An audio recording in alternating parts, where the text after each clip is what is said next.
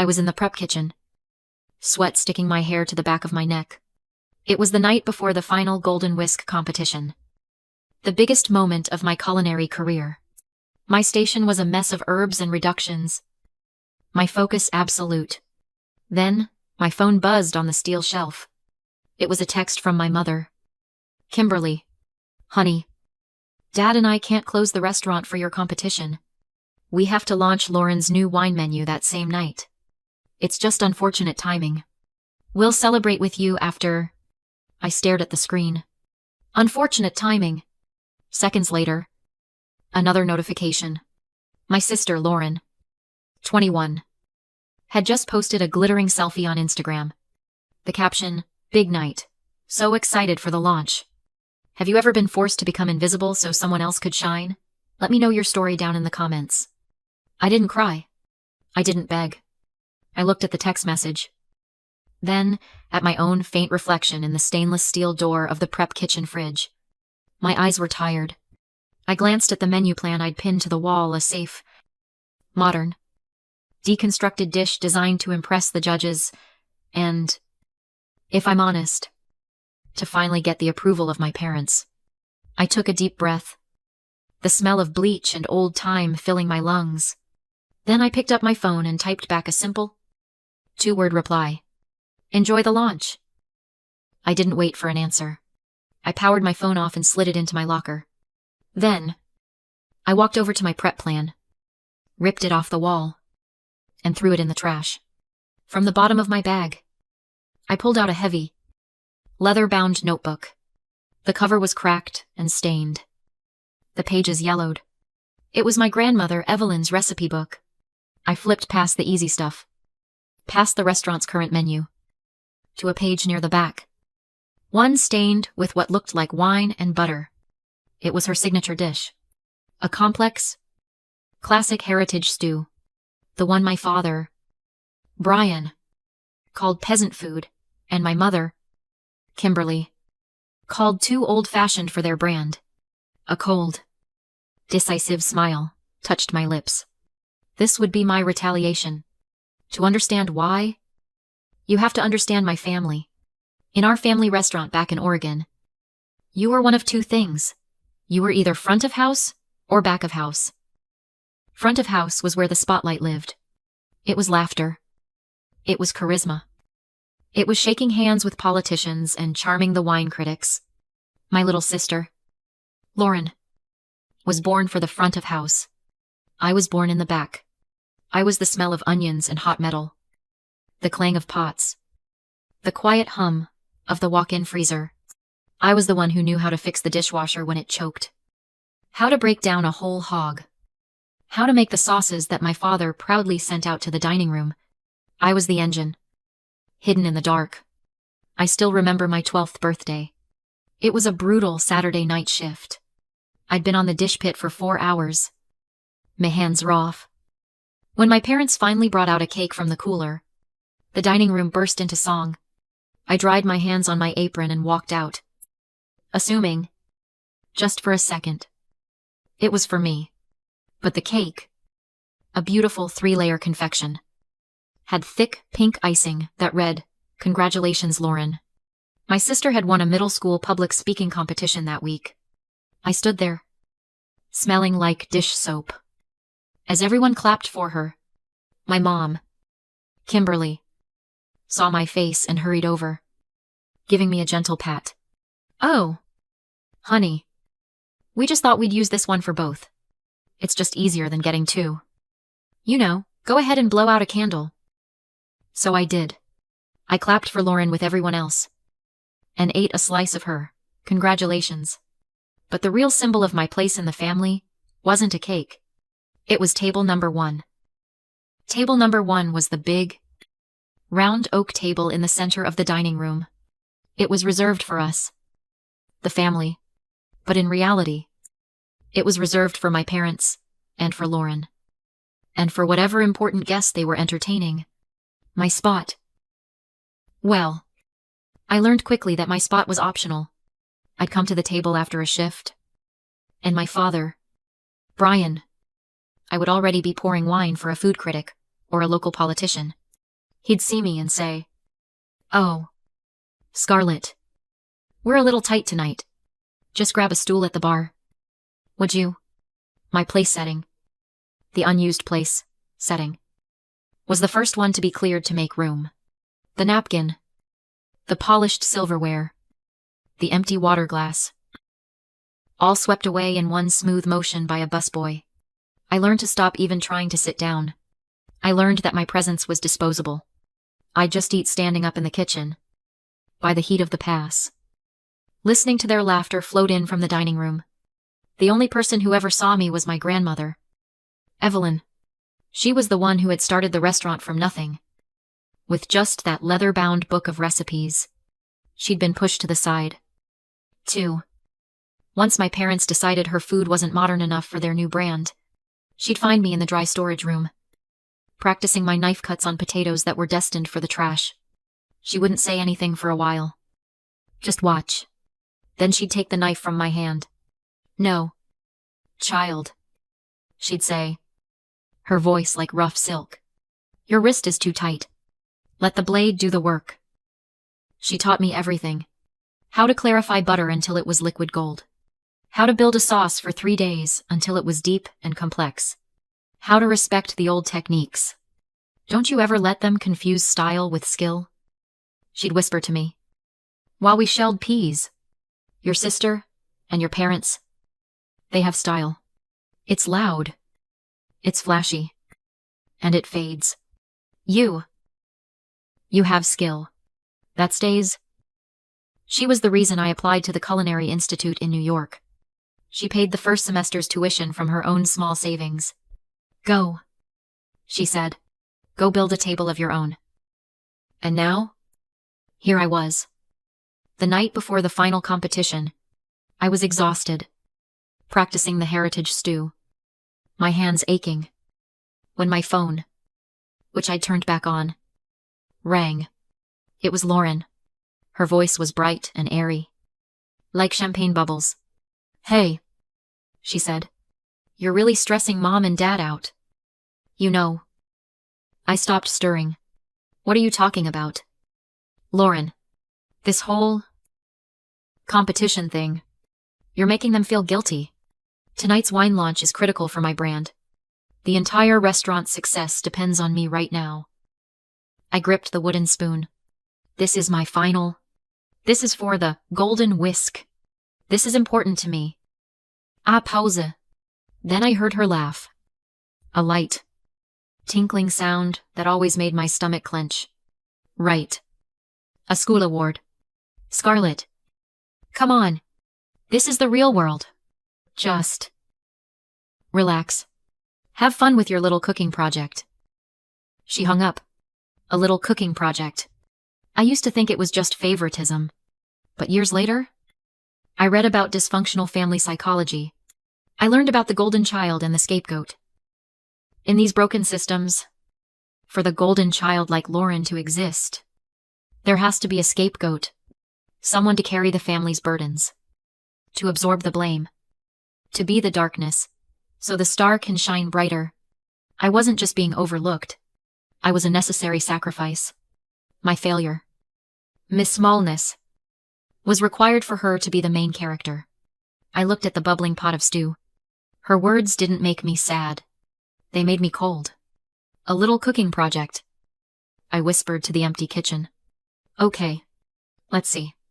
The day of the competition, the air in the Institute's grand hall was electric. It smelled like hot steel, caramelized sugar, and pure terror.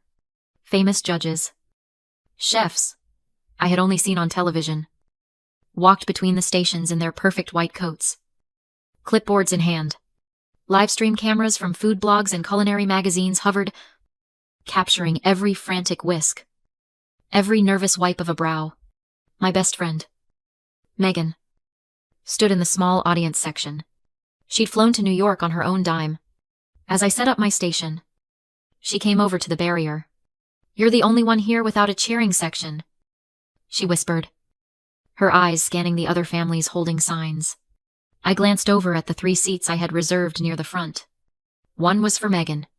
One was for Grandma Evelyn, who was too frail to travel, but had promised to watch the live stream. The third was for my parents. It was empty. I'm used to it, I said, my voice flat. I turned back to my station and laid out my knives. The timer started. For 3 hours. The kitchen was a blur of controlled chaos. To my left, a guy was using liquid nitrogen and creating foams. To my right, a woman was deconstructing a lemon tart into something that looked like abstract art. They were making the kind of food my sister Lauren would have called brilliant. The kind of food my parents desperately wished I would make. I just kept my head down. I braised. I simmered. I clarified butter, just like Grandma Evelyn had taught me, skimming the solids with a patience that felt ancient. I was making the peasant food from her notebook. The judges walked by my station. I could see the skepticism in their eyes, while others presented delicate towers and colorful gels. I was working with dark, rich, humble ingredients. One judge, a famous French chef known for his brutal critiques, just raised an eyebrow at my heavy cast iron pot and moved on. He didn't even ask what it was. With 10 seconds left, I plated. It wasn't flashy. It was the heritage stew. Deep and dark, with a perfectly seared piece of meat, glazed root vegetables, and a single, bright green herb on top. Time. We stepped back. The judges began their tasting. Moving down the line, I watched them nod politely at the foams and murmur, interesting at the deconstructed tart. Then the head judge, the brutal French one, came to my station. He stared at my plate for a long time. He dipped his spoon in, taking a small, almost disrespectful bite. And then he froze. He didn't speak. He just stood there, spoon halfway to his mouth. He closed his eyes. Then he opened them wide and looked directly at me. He took another, bigger bite. The entire hall went silent, watching him. The awards ceremony began an hour later. The finalists stood in a line on the stage. My knees shaking so hard, I thought I might fall over. Megan was in the front row, vibrating with excitement. The head judge walked to the podium, the lights dimming. This year was difficult, he began, his French accent thick. We saw much technique, many foams, many gels. He paused, looking at his notes. But technique without heart is just decoration. My breath caught. The winner of this year's Golden Whisk, he announced, is the dish that reminded us what food is truly about. It was not modern. It was not deconstructed. It was true. He looked up, his eyes finding mine in the lineup. The winner is Scarlet. I didn't hear it at first. The words didn't make sense. But then Megan screamed from the audience. A sound so loud, it cut through my daze. The other contestants politely clapped as I walked, numb, toward the stage. The judge handed me the heavy, gold-plated whisk trophy. It was cold in my trembling hands. He handed me the microphone. Your dish, young lady, he said, his voice softer now. It was authentic. It had a soul. Please, tell us about it. I stepped up to the microphone, my heart hammering against my ribs. The live stream camera's red light glowed. I knew my grandmother was watching. I knew my parents were not. Thank you, I said, my voice shaking just a little. This dish. It's a forgotten recipe. I looked right into that camera, right past it, to my family's restaurant, hundreds of miles away. It was my grandmother's recipe. For 20 years. I was told this kind of food was old-fashioned, that it was peasant food and not good enough for a modern brand. But today, it won. The audience was quiet. I could feel Megan crying. I grew up in a restaurant, at a big family table. I continued, the words coming faster now. But my spot at that table was always the unused place setting. I saw the head judge's eyes fix on me. It was the first one to be cleared away when someone, or something, more important, came along. I learned that I was disposable. That my presence didn't matter. Tonight, my family has something more important. They're at home, launching a new wine menu for my sister. They couldn't be here. I took a deep, shuddering breath and lifted the golden whisk. This speech. This is for anyone out there who has ever been made to feel like an unused place setting. For anyone who has been told to wait in the back, to be quiet, to be smaller, so someone else can be big. Stop waiting for an invitation to a table that never valued you. Stop trying to earn a seat that was never meant for you. I held the judge's gaze. Get in your own kitchen. Pick up your own tools. And build your own damn table. The fallout wasn't gradual. It was instant. Before I had even taken off my chef's coat, my phone, which I'd left in my locker, was vibrating so hard, it sounded like it was trying to escape. Megan ran up to me, her own phone out, her face pale and excited. Scarlett. You're everywhere, she stammered. She turned her screen to me. The Culinary Institute had posted the clip of my speech. It already had thousands of shares. Food and Wine magazine had reposted it. A major food blogger had reposted it. 2 hashtags were trending: number build your own table and number unused place setting. And then I saw the other notifications. My phone was exploding. Missed calls. Texts. Voicemails. All tumbling over each other in a cascade of panic. I opened the review page for my family's restaurant. It was a sea of 1-star ratings. The owner's daughter won a national award, and they skipped it to sell wine. Disgusting. I guess the Golden Child's wine menu pairs well with heartless parenting. Heard they have a special on the menu, the unused place setting. It's just an empty, tragique void. My phone rang again. This time I answered. It was Lauren. She wasn't speaking. She was sobbing. Hysterical. Gasping sobs. You? You ruined me, she shrieked. You ruined everything. My launch was a disaster. Everyone was on their phones, whispering and looking at me. They're calling me. They're calling me the Golden Child. I was silent. I just listened to her breathe. Why would you do that? Scarlett, you were always so quiet. Why would you do this to me? I didn't do anything to you. Lauren, I said. And my voice was so calm, it surprised me. I did it for me. I hung up. Not even 5 seconds later, my phone rang again. This time, it was my mother. Kimberly. Her voice wasn't sad. It was furious. Scarlett, I don't know what you think you just did, but you have to fix it. Right now.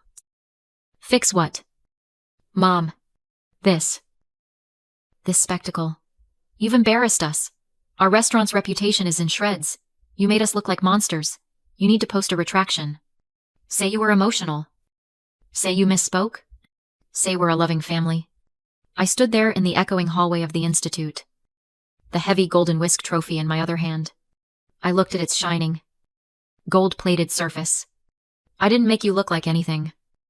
Mom, I said quietly. What did you say? She snapped. I just told the truth. You weren't there. The place setting was unused. The camera can't capture people who don't show up. She was so quiet I thought she'd hung up. Then, just a whisper. We didn't know it was this important. You never did, I said, and ended the call. My hands were shaking. But not from fear. It was from release. My phone buzzed one more time. I almost ignored it. But I saw the caller ID. Grandma Evelyn. I picked up. Her voice was quiet, crackling over the line. I watched the live stream. Child. I know. Grandma. There was a long pause. Just the sound of static. That recipe? She said. Her voice thick with an emotion I couldn't place. You did it just right. Thank you, Grandma. Scarlet, she said, and I heard her take a deep breath. You didn't just cook my food. You served my justice. A few weeks later, I invited them to my tiny New York apartment. My father, Brian, my mother, Kimberly, and my sister, Lauren. It wasn't a celebration. I didn't make them a feast. I made a simple pot of tomato soup and served it with toasted bread. We sat at my small, second-hand kitchen table. For a long time, the only sound was the scraping of spoons against ceramic bowls. They look smaller here, away from the theater of the restaurant, swallowed by the noise of the city. Finally, my father put his spoon down. He looked at his hands, then at me. His eyes were heavy. We didn't see, he said, his voice quiet, stripped of all its front-of-house's boom. We didn't see you. Scarlet. I nodded, taking a slow breath. I know. My mother looked like she wanted to make an excuse, to fill the silence with reasons, but she stayed quiet. Lauren just stared into her soup. I'm not ready to forgive you, I said, and the words were clean, without anger. I don't know if I ever will be, but I'm done being invisible. I looked at each of them.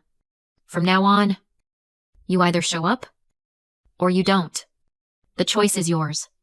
But the invitation, I said, will be on my terms, at my table. Later that night, after they'd left, I took the golden whisk trophy from its box. I hammered a single, sturdy nail into the plaster wall of my kitchen. Right above the stove, I hung the whisk where I could see it every day. It wasn't a trophy from a war. It wasn't about revenge. It was a deed. It was the ownership papers for a life I had built for myself, from scratch. And if you're listening to this, if you've ever felt like you were on the sidelines of your own life, if you've ever felt like the unused place setting, this is my letter to you. Stop waiting for their applause. Your value is not built by their recognition. Find your own kitchen. Find the thing that only you can do. The thing they called old-fashioned, or too quiet, or not important. Pick up your own tools. Build your own table. And when you do, save a seat for the people who truly deserve to be there.